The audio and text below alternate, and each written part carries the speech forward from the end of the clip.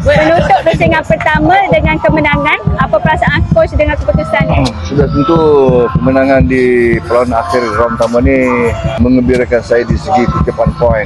Tapi di segi permainan bagi saya hanya average. Persembahan keseluruhan pertandingan pertama Liga A1, adakah coach berpuas hati dengan prestasi tim sepanjang 15 Dengan perlawanan? kemenangan, dengan 7 kemenangan, 5 seri dan 3 kekalahan tak silap saya.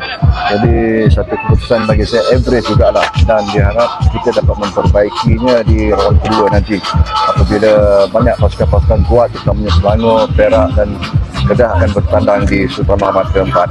Jadi saya harapkan masa itulah kita terpaksa mengutip balik mata yang kita banyak ketinggalan di round pertama.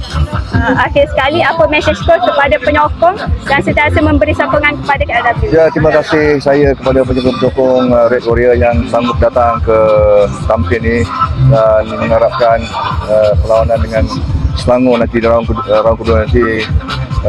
Saya minta penyokong Red Warrior supaya turun memberi sokongan baju kepada pasukan.